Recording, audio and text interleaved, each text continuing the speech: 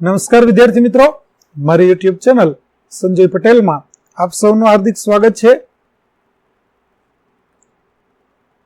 મિત્રો, આજના વિડીયોની અંદર આપણે ધોરણ 6 વિષય છે અંગ્રેજી, જેનું યુનિટ 2 જેનું નામ છે મેનર્સ મેટર, તેના ભાગ 2 ની અંદર આજે આપણે રીડિંગની અંદર જે એક્ટિવિટી આપવામાં આવેલી છે તે એક્ટિવિટી વિશે શીખવાના છીએ. વિદ્યાર્થી મિત્રો, જો તમે મારી ચેનલમાં નવા હોય તો મારી ચેનલને જરૂરથી સબસ્ક્રાઇબ કરો. વિડીયો સારો લાગે તો લાઇક કરો, શેર કરો અને બેલ નોટિફિકેશન ઓન કરો, જેથી મારા આગળના નવા વિડીયો પણ આપને મળતા રહે. તો ચાલો મિત્રો, હવે શરૂ કરીએ એક ભાગ બીજો, રીડિંગ. સૌપ્રથમ આપણને રિસાઇટ એન્ડ એન્જોય એક પોએમ આપેલી છે જેનું નામ છે અ સોંગ ઓફ પીપલ. તો ચાલો આપણે પોએમને જોઈએ અને તે શું કહેવા માંગે છે તેનું ગુજરાતી જોતા જઈએ. Sing a song of people walking fast or slow. તે લોકોના ગીત ગાઓ જે ઝડપથી અથવા ધીમે ચાલી રહ્યા છે. People in the city up and down they go. એટલે કે શહેરમાં લોકો તે તરફ અને આ તરફ આવતા જતા હોય છે. અપ એન્ડ ડાઉન એટલે આવતા જતા. ત્યાર પછી people on the Subway under earth the ground.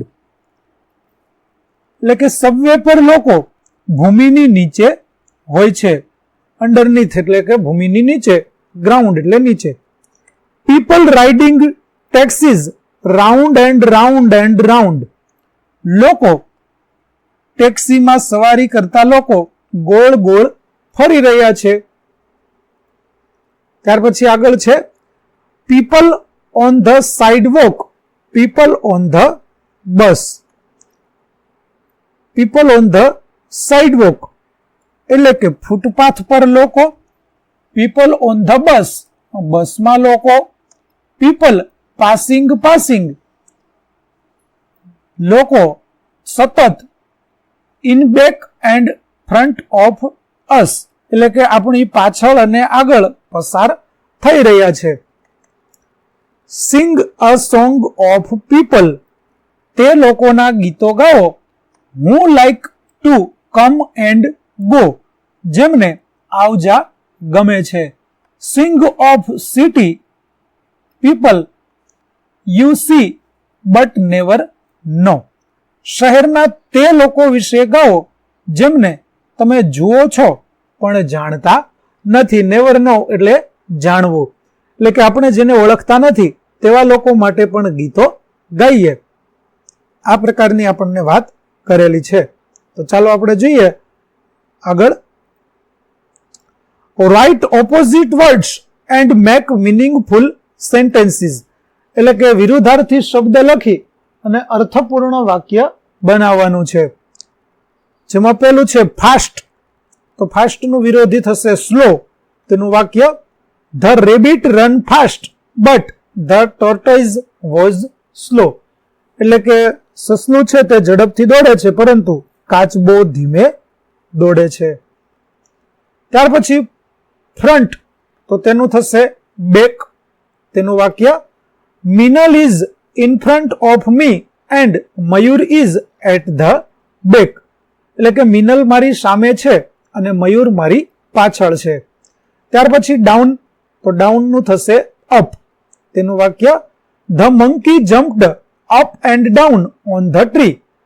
વાંદરો ઝાડ પર ઉપર અને નીચે કૂદકા લગાવે છે.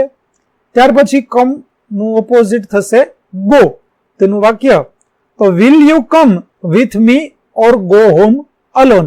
તમે મારી સાથે આવો છો કે એકલા ઘરે જાઓ છો. તો આ પ્રકારે આપણે વિરુદ્ધાર્થી શબ્દ આપી અને તેના વાક્યો બનાવીશું. વિદ્યાર્થી મિત્રો, જો તમે આ પાઠની સમગ્ર પાઠની પીડીએફ જોવા માંગતા હોય તો પ્લે સ્ટોરમાંથી અમારી એપ્લિકેશન વિશ્વગુરુ એસટીડી 1 થી 12 ગુજરાતી ડાઉનલોડ કરી અને તમારા મોબાઈલમાં ઇન્સ્ટોલ કરો. જે તમે શરૂ કરશો તો તમને આ પ્રકારે જોવા મળશે, જેમાં બધા ધોરણની અંદર તમને ધોરણ બતાવશે. ધોરણ પસંદ કરશો એટલે વિષય બતાવશે. વિષય પસંદ કરશો એટલે તમને પાઠનું નામ બતાવશે. જેમાં તમે વિડીયો ઉપર ક્લિક કરશો તો તમને વિડીયો જોવા મળશે અને પીડીએફ ઉપર ક્લિક કરશો તો તમે પીડીએફ જોઈ શકશો. તો આશા રાખું છું કે તમને અમારી એપ્લિકેશન ગમશે. જરૂરથી ડાઉનલોડ કરજો. તો ચાલો મિત્રો, હવે આપણે આગળ વધીએ. ત્યાર પછી છે આપણને રીડ ધ સ્ટોરી, વાર્તા વાંચો. વાર્તાનું નામ છે the boatman and the scholar. Boatmen એટલે થશે નાવિક, હોડીવાળો, અને સ્કોલર એટલે થશે વિદ્વાન. તો ચાલો આપણે નાવિક અને વિદ્વાનની જે વાર્તા આપેલી છે તે વાર્તાને વાંચીએ અને તેનું ભાષાંતર સમજતા જઈએ. One day a scholar wanted to cross a big river. એક દિવસ સ્કોલર એટલે વિદ્વાન, વોન્ટેડ એટલે ઓળંગવાની, ક્રોસ રિવર, ક્રોસ એટલે પાર કરવી અને રિવર એટલે નદી. તો એક દિવસ એક વિદ્વાન નદી પાર કરવા ઈચ્છતો હતો કે તેને નદી ઓળંગવી હતી. He saw a boatman sitting by his boat. તેણે એક નાવિકને તેની હોડી પાસે બેઠેલો જોયો. બોટમેન એટલે નાવિક અને સિટિંગ એટલે બેઠેલો. સ્કોલર વિદ્વાન તેની પાસે જાય છે અને પૂછે છે, hello boatmen, can you take me across the river? હે નાવિક, કેમ છો?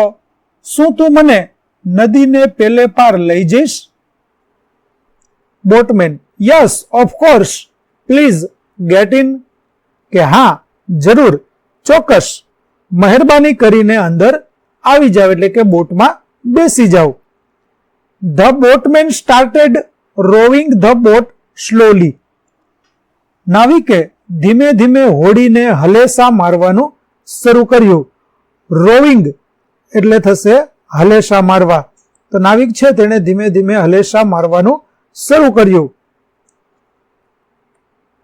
As they moved through the water, the scholar decided to talk.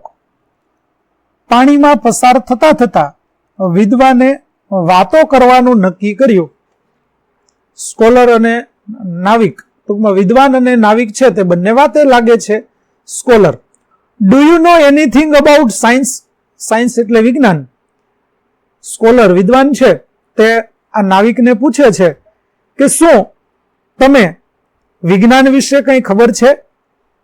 Boatmen, no sir, I never went to school.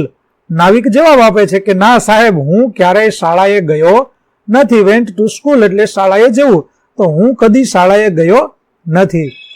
Scholar, oh, that means you have wasted a part of your life. નાવિક જવાબ આપે છે કે હું તો ક્યારે શાળાએ ગયો જ નથી. ત્યારે તે વિદ્વાન માણસ છે તે કહે છે કે અરે, તેનો અર્થ તો એમ થયો કે તારા જીવનનો એક ભાગ તે વેડફી નાખ્યો. વેસ્ટ એટલે વેડફી નાખવું, અને પાર્ટ ઓફ લાઈફ એટલે જીવનનો એક ભાગ. The boatman said nothing and keep rowing. નાવિક કંઈ બોલ્યો નહીં અને હલેસા મારતો રહ્યો. After a while the scholar asked again. થોડા સમય બાદ વિદ્વાને ફરીથી પૂછ્યું. શું પૂછે છે? Scholar, do you know about history? History એટલે ઇતિહાસ. તું ઇતિહાસ વિશે કંઈ જાણે છે? તને ઇતિહાસ ખબર છે? Boatman, no sir, I only know how to row a boat. ના સાહેબ, મને માત્ર એટલી ખબર છે કે હોડી કેવી રીતે ચલાવવી. મને હોડી ચલાવતા આવડે છે, બીજું કશું આવડતું નથી. Scholar, what a pity, you have wasted half of your life. અરે રે, તારી અડધી જિંદગી તે વેડફી નાખી છે. The boatman smiled but stayed quiet. નાવિક છે તે હસ્યો પણ ચૂપ રહે છે, કંઈ બોલતો નથી. સુન dark clouds appeared in the sky and the wind grew strong. થોડા જ સમયમાં, થોડી જ વારમાં આકાશમાં કાળા વાદળા દેખાયા. અપિયરેડ એટલે દેખાવું, ક્લાઉડ્સ એટલે વાદળ. કાળા વાદળ છે તે દેખાય છે, અને વિન્ડ એટલે પવન ગ્રુ સ્ટ્રોંગ એટલે જોરથી ફૂંકાવા લાગે છે. એટલે કે થોડી જ વારમાં પવન પણ જોરથી ફૂંકાવા લાગે છે. Boatman, sir do you no how to swim? ત્યારે હવે નાવિક છે તે આ વિદ્વાનને પૂછે છે કે સાહેબ તમને તરતા આવડે છે? Scholar nervously, no I don't. વિદ્વાન છે તે ગભરાઈને કહે છે કે ના, મને તરતા આવડતું નથી. Suddenly the boat began to shake as waves hit it hard. Suddenly એટલે અચાનક હોડી સાથે મોજા જોર જોરથી ટકરાતા water started to come into the boat. હોડી ડોલવા લાગે છે અને હોડીમાં પાણી આવવા લાગે છે. Boatman, sir the storm is coming, the boat might sink, if you can't swim you could be in danger. ત્યારે નાવિક કહે છે કે સાહેબ સ્ટ્રોમ એટલે વાવાઝોડું, કે વાવાઝોડું આવી રહ્યું છે અને બોટ માઇટ સિંક કદાચ હોડી ડૂબી જાય. ઇફ યુ કાન્ટ સ્વિમ જો તમને તરી શકતા ના હો તો you could be in danger તમે જોખમમાં છો. ડેન્જર એટલે જોખમ. ધ સ્કોલર બીકમ સ્કેર્ડ વિદ્વાન ગભરાઈ જાય છે. સ્કેરેડ એટલે ડરી જવું. Scholar, oh no please help me. ત્યાર પછી વિદ્વાન કહે છે કે અરે તમે મને મદદ કરો, મહેરબાની કરીને મને મદદ કરો. The boatman smiled kindly. નાવિક દયાભાવથી હસે છે. Boatman, don't worry sir, hold on to me and I will swim us to safely. ચિંતા ન કરો સાહેબ, મને પકડી રાખો અને હું આપણને બંનેને સુરક્ષિત જગ્યા ઉપર તરીને લઈ જઈશ. સેફટી એટલે સુરક્ષિત. With great effort the boatman swam through the strong currents and took both of them to the શોર.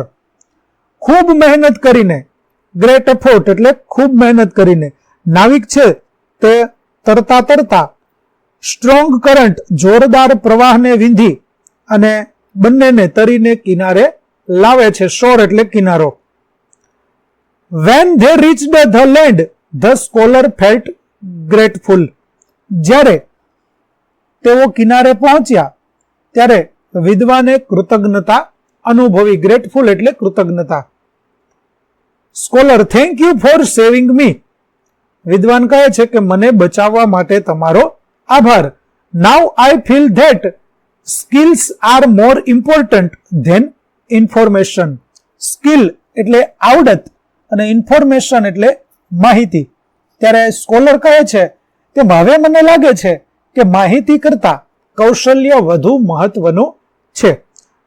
હોડીવાળાને ભલે ઇતિહાસ અને ભૂગોળની ખબર ન હતી કે વિજ્ઞાનની ખબર ન હતી, પરંતુ તેને તરતા આવડતું હતું. તેની પાસે તરવાની આવડત હતી, જેના લીધે તે કાંઠા સુધી પહોંચી જાય છે.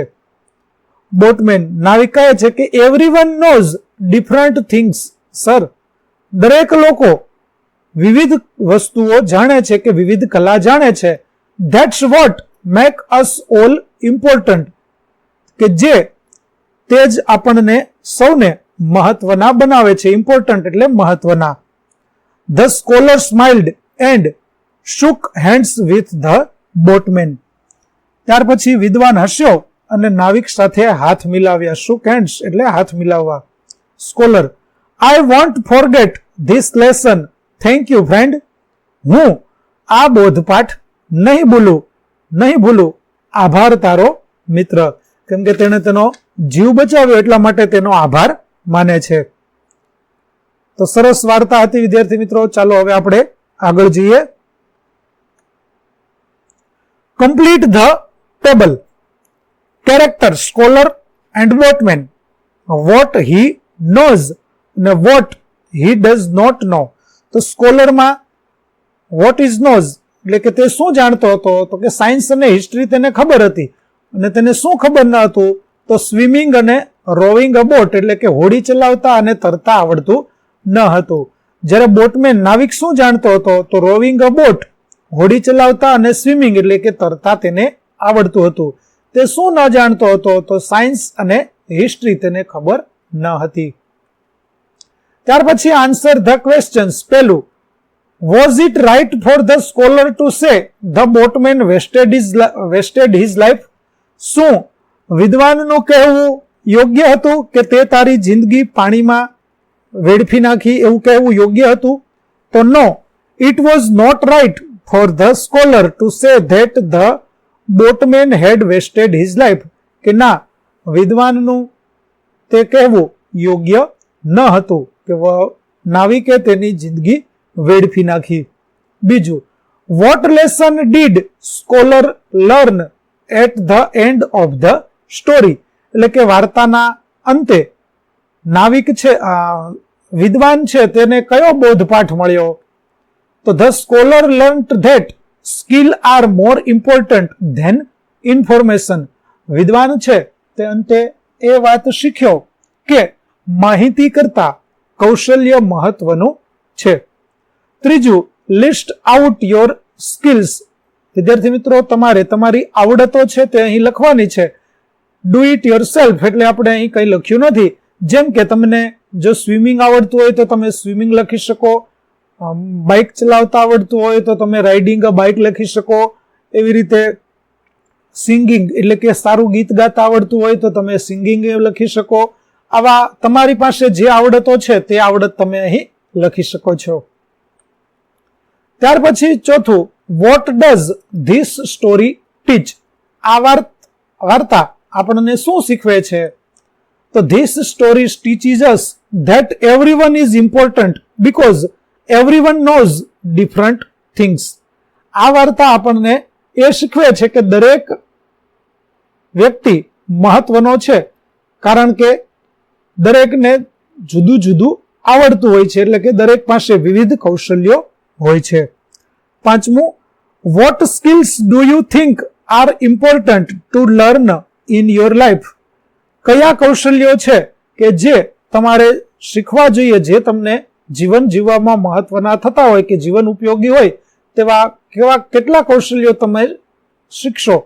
તો અહીં પણ વિદ્યાર્થી મિત્રો તમારે તમારી જાતે લખવાનું છે, કેમ કે તમને કયા કૌશલ્યો ગમે છે તે તમારે પસંદ કરી અને અહીં લખવાના છે. ત્યાર પછી put the mark if you can do the given task and if you can not. એટલે કે જો તમે આપેલી પ્રવૃત્તિ કરી શકતા હોય તો તમારે ખરાની નિશાની કરવાની છે અને ન કરી શકતા હોય તો તમારે ખોટાની નિશાની કરવાની છે. અહીં આપણને કેટલીક એક્ટિવિટી છે તે આપવામાં આવી છે. જો તમે તે એક્ટિવિટી કરી શકતા હોય તો તમારે ત્યાં ખરું કરવું, અને જો તમે તે પ્રવૃત્તિ ન કરી શકો તો તેના માટે તમારે ખોટાનું નિશાન છે તે કરવાનું છે. તો ચાલો જોઈએ કઈ કઈ પ્રવૃત્તિ છે. તો સૌપ્રથમ આપણને આપ્યું છે વોશ ક્લોથ્સ એટલે કે કપડાં ધોવા. તો જો તમને આવડતું હોય તો ખરું કરવાનું. ત્યાર પછી ક્લિપ નેલ્સ એટલે કે નખ કાપવા, તો તમને લગભગ આવડતું જ હશે, ખરું કરી શકશો. સ્ટીચ અ બટન, બટનને ટાંકવું, તો તે કદાચ આવડતું હોય તો ખરું કરવું, જો ન આવડતું હોય તો ખોટું કરવું. ત્યાર પછી કુક ફૂડ, રસોઈ બનાવતા આવડતું હોય તો ખરું કરવું, ન આવડતું હોય તો ખોટું કરવું. ત્યાર પછી સ્વિમ, સ્વિમ એટલે તરવું, જો તરતા આવડતું હોય તો ખરું કરવું, ન આવડતું હોય તો ખોટું. છઠ્ઠું છે આયરન ક્લોથ્સ એટલે કે કપડાને ઇસ્ત્રી કરવી, તો તેના માટે તમને આવડતું હોય તો ખરું, ના આવડતું હોય તો ખોટું. ત્યાર પછી ફોલ્ડ ક્લોથ્સ, કપડાને સંકેલવા, તો તે પણ આવડતું હશે માટે આપણે ખરું કરીશું.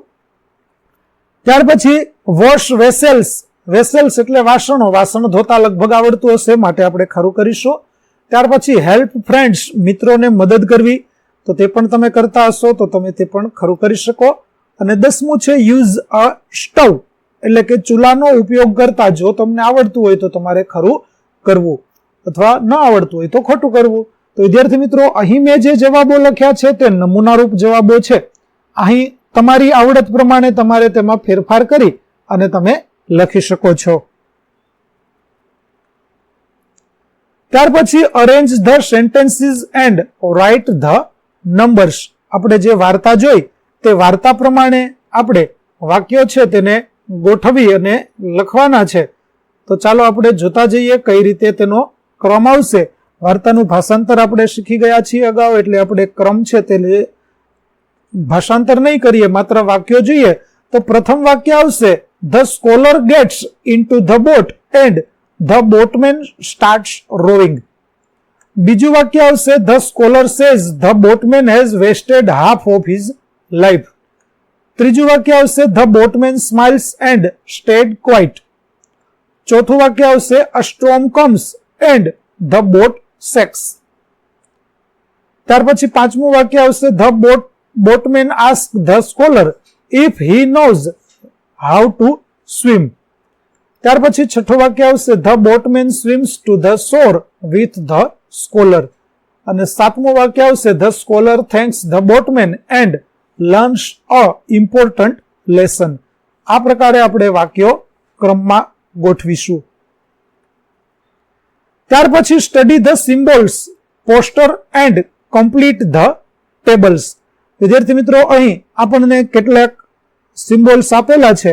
તે સિમ્બોલ્સના આધારે આપણે શું કરવું જોઈએ અને શું ન કરવું જોઈએ તેમાં તેનું વર્ગીકરણ કરવાનું છે. તો ચાલો આપણે જોતા જઈએ કેવી રીતે તે થશે. Check condition of vehicle before starting a journey, એટલે કે મુસાફરી શરૂ કરતા પહેલા વાહનની સ્થિતિ તપાસો. તેની નીચે છે, do not drive if unfit, sleepy and not drive continuously more than 2 hours. એટલે કે જો તમને ઊંઘ આવે, તંદુરસ્ત ન હોય તો વાહન ચલાવશો નહીં અને સતત 2 કલાકથી વધુ વાહન ચલાવશો નહીં. ત્યાર પછી છે, do not exceed the capacity of a vehicle and do not entertain the passengers. એટલે કે વાહનની ક્ષમતા કરતા વધુ ન બેસો અને મુસાફરોનું મનોરંજન ન કરો. ત્યાર પછીનું ચિત્ર છે, always follow traffic rules of the site road. હંમેશા સ્થળ રસ્તાના જે ટ્રાફિક નિયમો છે તેનું પાલન કરો. ત્યાર પછી do not engage in road range, એટલે કે રોડ રેન્જમાં સામેલ થશો નહીં, એટલે કે રેસ લગાવવામાં કે એવી કોઈ પ્રવૃત્તિ કરવી જોઈએ નહીં. ત્યાર પછી છે, do not drive under influence of drug or alcohol, એટલે કે ડ્રગ્સ કે દારૂના નશામાં વાહન ન ચલાવવું.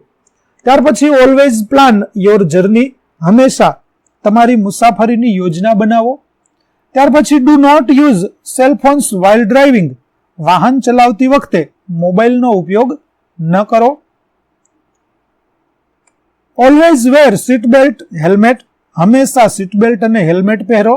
અને be considerate to other road users, અન્ય રસ્તાના વપરાશકર્તાઓ પ્રત્યે પણ સચેત બનો. તો આટલી બાબતો છે તે આપણે રોડ ઉપર જતા હોઈએ ત્યારે યાદ રાખવી જોઈએ. ચાલો આગળની પ્રવૃત્તિ કરીએ. હવે ડૂઝ એન્ડ ડોન્ટ્સ, શું કરવું જોઈએ અને શું ન કરવું જોઈએ તેમાં આપણે વર્ગીકરણ કરીએ. તો પહેલા આપણે ડૂઝ એટલે કે શું કરવું જોઈએ તેના વિશે જોઈએ. તો check condition of vehicle before starting a journey, always follow the traffic rules of the side road, always plan your journey, always wear a seat belt and use a helmet, be considerate to other road users. ત્યાર પછી don'ts, શું ન કરવું જોઈએ. તો તેમાં આવશે, do not drive if unfit, sleepy and do not drive continuously for more than 2 hours. Do not exceed the capacity of a vehicle and do not entertain the passengers. ત્રીજું છે, do not engage in road rage. ચોથું, do not drive under the influence of drugs and alcohol. પાંચમું, do not use cell phones while driving. તો આટલી બાબતો છે તેનું આપણે વાહન ચલાવતી વખતે ધ્યાન રાખવું જોઈએ. તો વિદ્યાર્થી મિત્રો, અહીં આપણો પાઠ 2 નો ભાગ 2 છે તે પૂરો કરીએ છીએ. આગળના પાઠનો વિડીયો મેળવવા માટે મારી ચેનલને જરૂરથી સબસ્ક્રાઇબ કરો. તેમજ પીડીએફ જોવા માટે પ્લે સ્ટોરમાંથી અમારી એપ્લિકેશન વિશ્વગુરુ STD 1-12 ગુજરાતી ડાઉનલોડ કરો. ફરી મળીશું આપણે નવા વિડીયો સાથે. ત્યાં સુધી આવજો.